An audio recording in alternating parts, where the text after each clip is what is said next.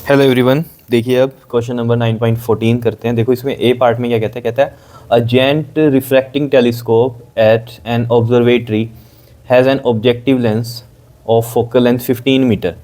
तो objective lens की जो इसमें फोकल लेंथ है वो कितनी है? 15 मीटर। तो समझ लो बहुत ही बड़ा होगा ये तो। फोकल लेंथ ही जिसकी 15 मीटर है। If an eyepiece of an focal length is 1 centimetre, 1.0 मतलब 1 सेंटीमीटर हम बोल सकते हैं इसको, ठीक है। और 15 मीटर है तो इसको मैं 1500 सेंटीमीटर बोल सकता हूँ, ठीक है। Now what is the angular magnification की बात पूछ रहा है वो आपसे, ठीक है। तो ए पार्ट की हम बात करें तो मैग्नीफिकेशन आपको पता ही है FO/FE। माइनस में क्यों होती है? मैंने आपको बता ही दिया था कि जो इमेज बनती है इसकी फाइनल वो कैसी होती है, बताओ कैसी होती है इमेज? वो इन्वर्टेड होती है ना। तो नेगेटिव M होगा तभी तो इन्वर्टेड हम बोल सकते हैं। अगर M पॉजिटिव है तो वो तो इरेक्ट इमेज होती है, ठीक है। तो ये कहानी है, इसलिए आपको ये समझनी है बात, ठीक है। तो FO में FE, और कई जगह ये प्लस में भी है तो कोई कन्फ्यूज़न मत क्रिएट करना, ठीक है। आप प्लस में रख लेना उसको, कोई दिक्कत वाली बात नहीं है इसमें, मतलब इतना बड़ा कुछ सोचने की बात नहीं है। नेगेटिव लगा है अगर तो उसका मैंने आपको बता दिया कि क्यों लगा है, ठीक है। और अगर आप नेगेटिव नहीं लगा रहे हो तो अंडरस्टूड अपने दिमाग में रखना कि है इन्वर्टेड इमेज, ठीक है। नेगेटिव चाहे ना भी लगाओ कोई दिक्कत नहीं, कई जगह नहीं भी है लगाया हुआ, ठीक है। तो यहाँ पर देखो जरा FO कितना हो गया हमारे पास 1500 सेंटीमीटर में ही रखेंगे क्योंकि ये हमारे पास सेंटीमीटर में नीचे FE वाला, तो ये है हमारे पास 1, ठीक है, क्लियर। तो यहाँ पर जो मैग्नीफिकेशन आ गई है वो कितनी आ गई है? 1500 आई है, और ये माइनस में आया है हमारे पास, ठीक है। तो माइनस में है, माइनस सिर्फ यही बता रहा है कि इन्वर्टेड इमेज है, ठीक है। नहीं तो आप इसको ऐसे लिख सकते हो 1500, क्लियर है। अगर आप बुक में देखोगे ना फॉर्मूला FO/FE ही बताया है, तो उसके कारण फिर जो हमारा आंसर है वो 1500 ही दिया हुआ है वहाँ पर, ठीक है। और कौन सा है ये हमारा? जब भी कोई मेंशन ना करे उसमें, ठीक है, कि दो केस थे हमारे पास टेलीस्कोप के, एक तो था इन्फिनिटी पे इमेज बनती है और एक कहाँ पर था? नियर पॉइंट, यानी कि D जिसमें हम 25 सेंटीमीटर लेते हैं ना, डिस्टिंक्ट डिवीजन वाला, ठीक है, वो कहानी थी। और इन्फिनिटी वाले को ही हम बोलते हैं हमारी नॉर्मल एडजस्टमेंट, या फिर हम बोलते हैं रिलैक्सेशन ऑफ आइज, ठीक है, क्लियर है। तो अगर कहीं भी कुछ ना दिया हो तो हमें रिलैक्सेशन ऑफ आइज यानी कि इन्फिनिटी वाला इमेज वाला ही काम करना है, ठीक है। तो FO/FE से हम ये चीज़ कर सकते हैं यहाँ पर, समझ रहे हो या नहीं बताओ? क्लियर है चीज़, ठीक है। तो ये आ गई हमारे पास मैग्नीफिकेशन 1500। इसमें बी पार्ट देखो अब जरा, ये बड़ा अच्छा है।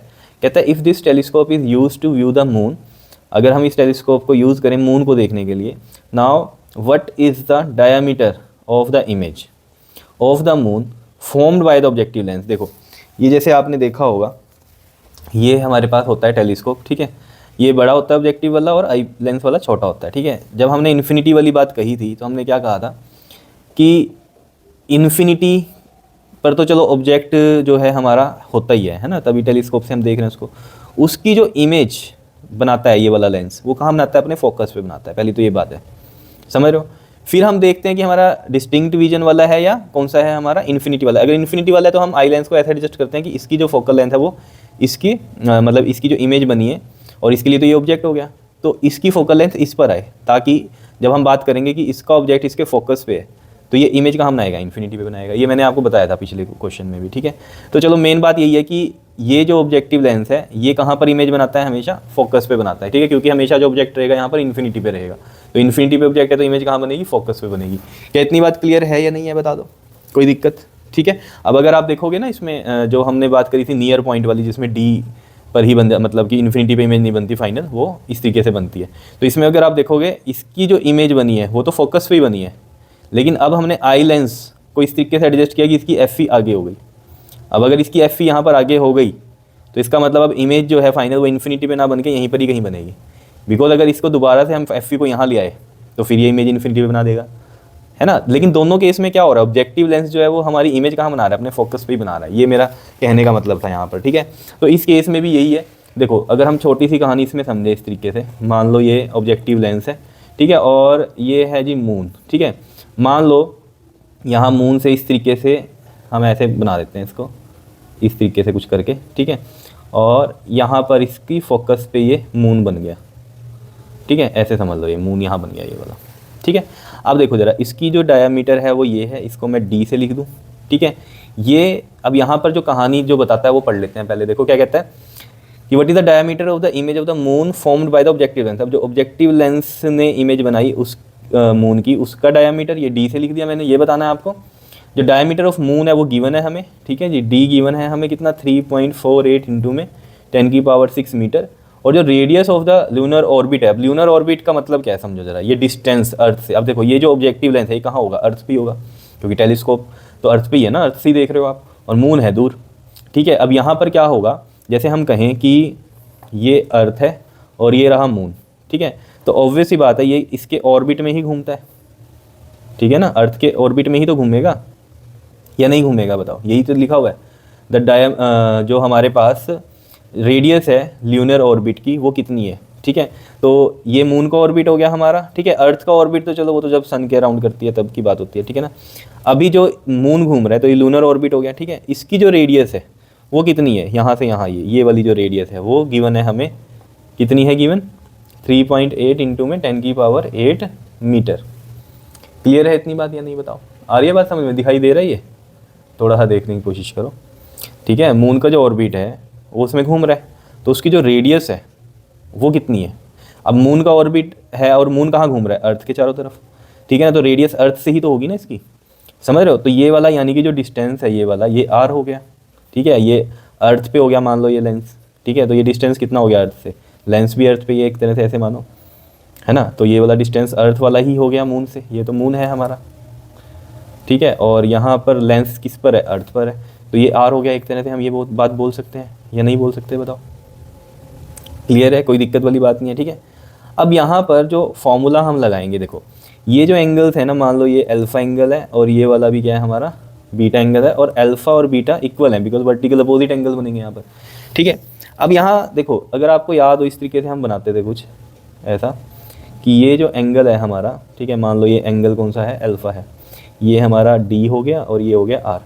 तो अल्फा एंगल जो फॉर्मूला होता है वो क्या होता है, length of an arc upon में रेडियस, ये पढ़ा हुआ है हमने फॉर्मूला, ठीक है। तो लेंथ ऑफ एन आर्क यही होता है, ठीक है, ये जो होती है हमारी आर्क, अब ये ऑब्वियसली बात है छोटा एंगल है तो छोटी ही आर्क होती है तो वो स्ट्रेट लगती है हमें, है ना। तो ये डी हो गया और ये आर हो गया, तो मतलब क्या हो गया, अल्फा यहाँ पर ये डी अपॉन में दिस आर होगा, और यहाँ पर ये वाला हम मान लेते हैं। यहाँ पर अगर आप देखोगे ना ये चीज़, ये एंगल है बहुत छोटे, ठीक है, तो ये एक्चुअल में बन कहाँ पे रही है, इमेज फोकस पे बन रही है ना, इसके फोकस पे बन रही है, ठीक है। तो ये मैं कहानी अगर इसको एफ बोल रहा हूँ, इसको भी एफ ओ बोल सकता हूँ, इसको भी एफ ओ बोल सकता हूँ, समझ रहे हो।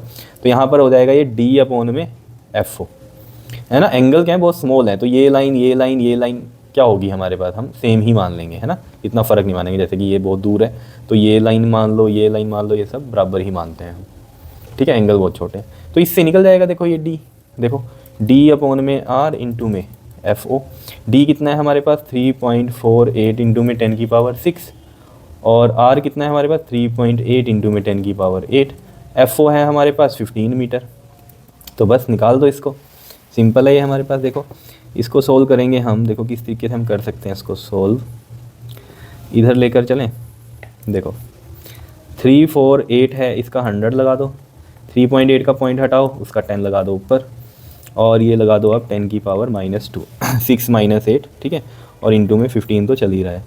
यहाँ पर 1 0 से 1 0 ये गई, और ये आप देखोगे ये 19 हो जाएगा, 2 1 2 9 2 1 2 7 2 4 था, ये हो रहा है। जब आप 174 को 15 से करोगे मल्टीप्लाई, यहाँ पर कर लेते हैं। अब 174 को जब आप किससे करोगे मल्टीप्लाई, 15 से करोगे, तो आप देखना आपके पास क्या आएगा, ये आएगा आपके पास 2610 आ जाएगा, ठीक है। 174 को 15 से किया, ठीक है, और नीचे क्या है हमारे पास, ये 10 है इंटू में, और ये क्या है हमारे पास 10⁻⁻2 है, और नीचे क्या है हमारे पास, ये 19 भी है, समझ आ रहा है। ये 0 से ये 0 कट गया। अब 261 को जब आप 19 से डिवाइड करना, ठीक है, तो ये आएगा आपके पास 13.7, और इंटू में क्या बचा हुआ है 10⁻⁻2 मीटर में आंसर होगा। लेकिन अगर आप देखेंगे बुक में सेंटीमीटर में और ऑब्वियस आते हैं तो छोटा सा ही बनेगा हमारे पास इधर इसकी इमेज, तो ये सेंटीमीटर में ही होगी। देखो 13.7 इंटू 10⁻⁻2 मीटर में है। जब मैं इसको सेंटीमीटर में करूँगा तो 100 से मल्टीप्लाई करूँगा, यानी कि 10⁻2 से मल्टीप्लाई करूँगा तो सेंटीमीटर में आ जाएगा, ये इससे कट जाएगा, है ना। -2 + 2 0, 10⁻0 कितना 1, किसी की भी पावर 0 क्या होता है 1 होता है, तो ये 13.7 सेंटीमीटर इसका आंसर आ गया, जो कि है हमारे पास डी, यानी कि डायामीटर जो मून की है, और कौन से मून की है ये, जो इमेज बनाई है ऑब्जेक्टिव ने, है ना, diameter of the image of the moon formed by the objective lens, ठीक है। असली वाला तो ये है, इसकी इमेज ये बनाई है, समझ में आ गया होगा, ठीक है जी, क्लियर हो गई है बात। बिल्कुल सिंपल ही था, कुछ मुश्किल तो नहीं था क्वेश्चन में, ठीक है, तो समझ के चलो आप, तो सब कुछ ईजी है, मुश्किल कुछ भी नहीं है।